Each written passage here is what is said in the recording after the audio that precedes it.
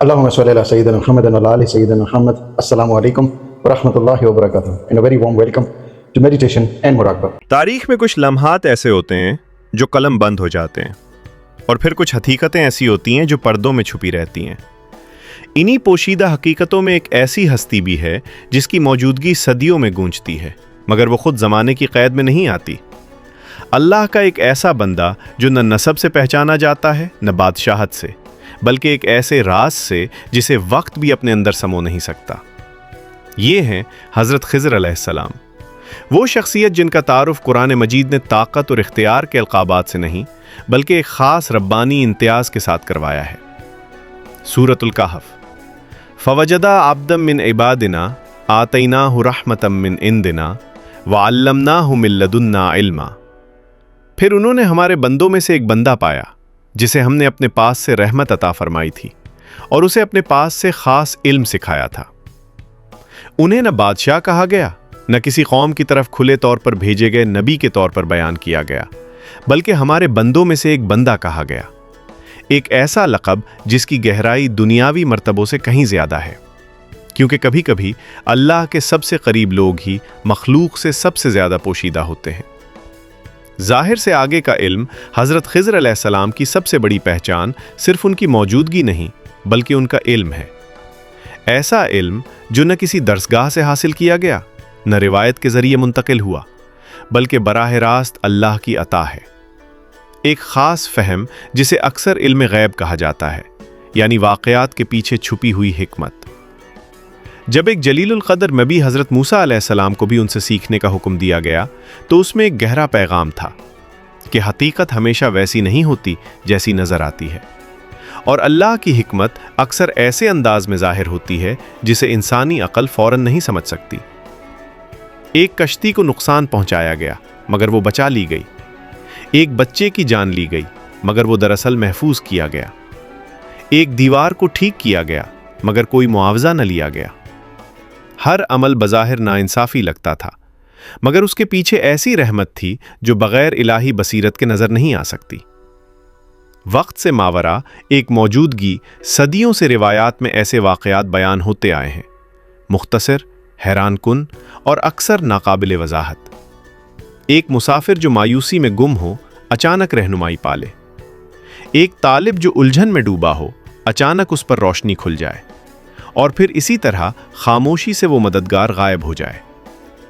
कहा जाता है कि हज़रत खिज़र अलैहिस्सलाम वक्त में हमारी तरह नहीं चलते। न वो किसी एक दौर तक महदूद है, न किसी एक शक्ल में, न किसी एक जगह में।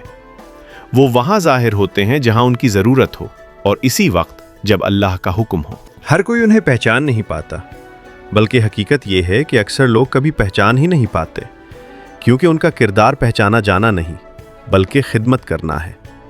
एक हकीकत, कोई दास्तान नहीं।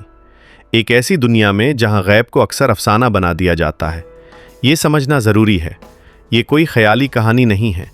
इस अजीम बंदे का जिक्र खुद कुरान में मौजूद है, सूरत अल-कहफ़ में। एक ऐसी सूरत जो हर हफ्ते लाखों लोग पढ़ते हैं, मगर इसमें ऐसे राज पोशीदा हैं जिन पर अभी बहुत कम गौर किया गया है। उनका वजूद हमें एक निहायत आजिज़ करने वाली हकीकत याद दिलाता है कि अल्लाह का निज़ाम हमारी समझ से कहीं ज़्यादा वसी है, कि हर ताख़ीर, हर नुकसान, हर बेजवाब सवाल के पीछे एक ऐसी हिकमत हो सकती है जिसे हम अभी समझने के काबिल नहीं। एक मुतलाशी के लिए पैगाम शायद हज़रत खिज़र अलैहिस्सलाम का सबसे बड़ा सबक ये नहीं कि वो कौन है, बल्कि ये है कि वो किस चीज़ की नुमाइंदगी करते हैं।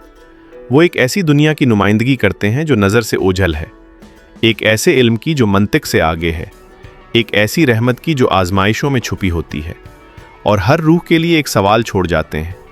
अगर अल्लाह आपको आपकी आजमाइशों के पीछे छुपी हकीकत दिखा दे तो क्या आप फिर भी उसके फ़ैसलों पर सवाल करेंगे? क्योंकि कभी कभी जो नुकसान लगता है वो हिफाजत होता है, जो खामोशी लगती है वो तैयारी होती है, और जो अंजाम लगता है वो दरअसल एक नई हिकमत की इब्तदा होती है। असल और ज़िंदगी। हज़रत खिज़र अलैहिस्सलाम की असल के बारे में क़तई मालूमात मौजूद नहीं, और उनकी इब्तदाई ज़िंदगी का बड़ा हिस्सा एक मुक़द्दस राज ही है। ताहम मुख्तलिफ़ इस्लामी रिवायात और उलमा की आरा इस हवाले से कुछ झलकियाँ पेश करती हैं। एक नसब और ख़ानदान, उनके नसब के बारे में मुख्तलिफ़ आरा पाई जाती हैं। بعض روایات کے مطابق وہ قابیل کی نسل سے تھے جو حضرت آدم علیہ السلام کے بیٹے تھے۔ کچھ کے مطابق وہ حضرت نوح علیہ السلام کے بیٹے سام کی اولاد میں سے تھے۔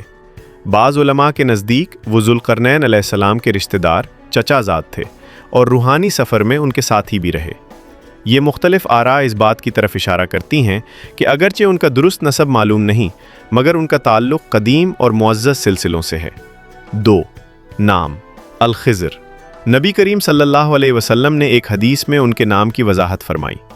انہیں خضر سبز والے اس لیے کہا گیا کہ وہ ایک بنجر سفید زمین پر بیٹھے تو وہ زمین ان کے نیچے سبز ہو گئی۔ صحیح بخاری۔ یہ معجزہ ان کے روحانی کردار کی علامت ہے۔ جہاں وہ جاتے ہیں وہاں زندگی، تازگی اور پوشیدہ حکمت پیدا ہو جاتی ہے۔ 3. ان کی منفرد زندگی۔ حضرت خضر علیہ السلام کے بارے میں یہ عقیدہ پایا جاتا ہے کہ وہ اب بھی زندہ ہے۔ یہ تصور ان روایات پر مبنی ہے جن میں بیان کیا گیا ہے کہ انہوں نے آب حیات نوش کیا تھا۔